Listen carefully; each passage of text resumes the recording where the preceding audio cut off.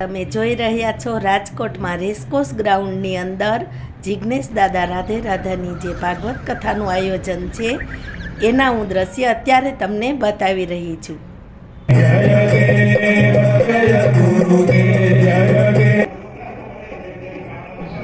ભવ્ય ડૂમના આ દ્રશ્ય અત્યારે હું તમને બતાવી રહી છું.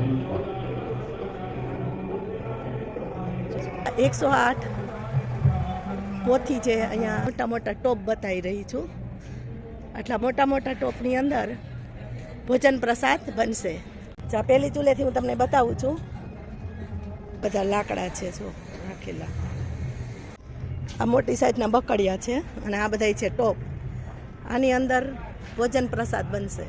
આ લોટ બાંધવાના મોટા મોટા મશીન, સ્ટીમ ટોપ ભક્તજનો બનાવી રહ્યા છે. આ રીતે સરસ થઈ રહી છે.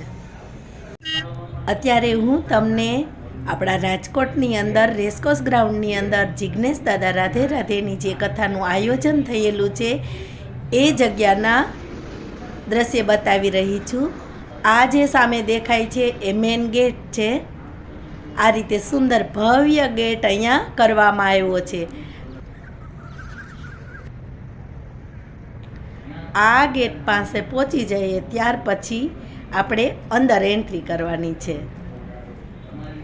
એટલે આવી રીતે આપણે અંદર જઈએ ને એટલે ફરીથી એક સુંદર દ્રશ્ય આપણા નજર સામે આવે. જલારામ બાપા, જિગ્નેશ દાદા અને રણછોડદાસ બાપુના ચરણોમાં નમન કરી અને ત્યાર પછી આપણે અંદર આવીએ એટલે એક ભવ્ય અને દિવ્ય ડૂમ આપણા નજર સમક્ષ આવે છે અને એના ઉપરનું દ્રશ્ય છે તો ખરેખર ખૂબ સરસ છે. એવું તમને અત્યારે બતાવું છું. ખરેખર ભક્તજનો બહુ સરસ વ્યવસ્થા છે. દાદાની કથાની જો આ સુંદર તૈયારીઓ થઈ રહી છે. ખૂબ સુંદર ડૂમ સરસ બનાવવામાં આવ્યું છે. દ્રશ્ય બતાવી રહી છું. આ રીતે ખૂબ જ સરસ બેસવાની વ્યવસ્થા છે.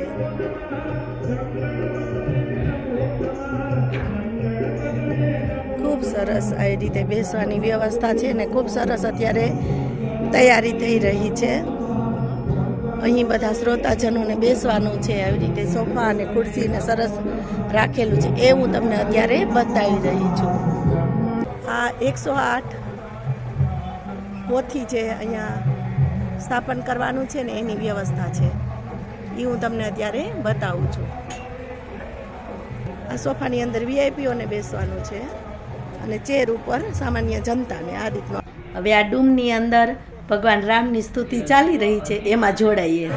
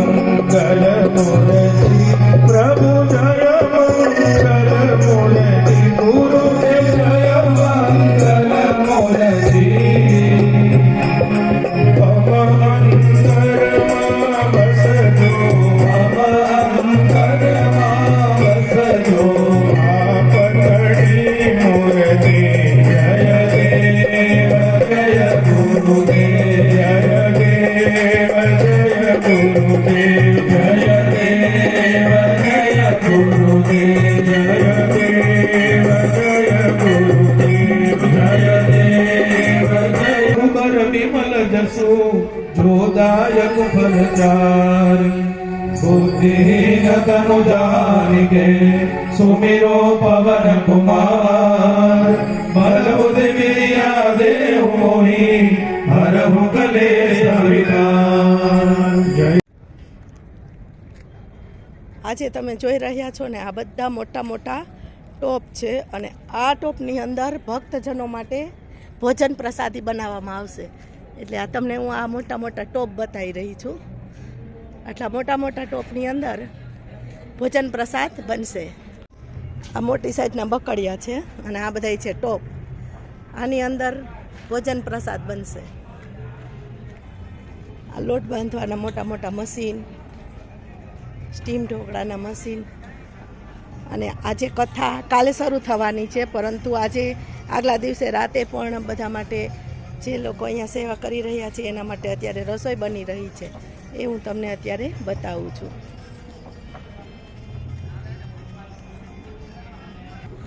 આવી મોટી મોટી કેટલી ચૂલો બનાવવામાં આવી છે. જા પહેલી ચૂલેથી હું તમને બતાવું છું.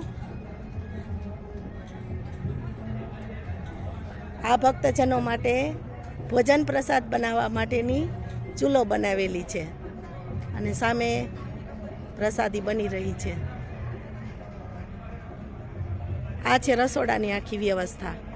ખૂબ સરસ આયોજન રાજકોટની અંદર રેસકોર્સ ગ્રાઉન્ડમાં પૂજ્ય જિજ્ઞેશ દાદા રાધે રાધેના મુખે જે ભાગવત કથાનું આયોજન લોહાણા મહાજન સમાજે કરેલ છે એનું હા તમને હું રસોડાના જે દ્રશ્ય છે એ બતાવું છું. આ રીતે આખી વ્યવસ્થા છે. આ બધા લાકડા છે જો રાખેલા. એટલે હું આ તમને કથાના આગલા દિવસે જે તૈયારીઓ છે એ બતાવી રહી છું. કાલે જ્યારે આપણે આવશું ત્યારે આ બધી જે ચૂલો બનાવેલી છે એની ઉપર રસોઈ સ્ટાર્ટ થઈ ગઈ છે. ચોકડીઓ બનાવેલી છે. આ રીતે આખું આયોજન છે. આ રીતે અત્યારે રસોઈ બની રહી છે. ભોજન પ્રસાદ ભક્તજનો બનાવી રહ્યા છે એ હું તમને અત્યારે બતાવું છું. કથા તો કાલે શરૂ થવાની છે, પરંતુ અત્યારે પૂર્વ તૈયારી આ રીતે થઈ રહી છે. ખૂબ જ સરસ રીતે બધા બધું કરે છે. જો આ રીતે સરસ પ્રસાદી બની રહી, સ્થાપન કરેલું છે, ભગવાનને અર્પણ કરેલું છે. અન્નપૂર્ણામાનું અહીંયા સ્થાપન છે અને અહીંયા આ મોટા ટોપની અંદર પ્રસાદી થઈ રહી છે. અત્યારે ભોજન પ્રસાદી બનાવવાની સેવા કરી રહ્યા છે.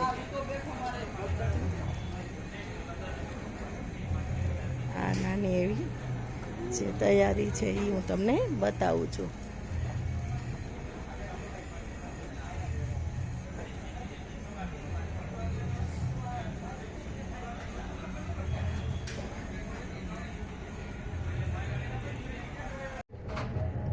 આ રીતે અત્યારે તમને આ હું ખાલી બતાવું છું. કાલે હું તમને ભક્તજનોની જે અહીંયા ભીડ ઉભરાતી હશે ને એ દ્રશ્ય તમને બતાવીશ. આ બાજુ છે, આ જે પાર્ટ મેં તમને બતાવ્યો આ રસોડા વિભાગ છે અને ત્યાંથી અહીંયા બધાને પ્રસાદી લેવાની છે અને આ કથા મંડપ છે. અહીંયા કથા મંડપમાં જવાનું છે. આ રીતનું છે આખું. આ ચેનલ સબસ્ક્રાઈબ કરજો.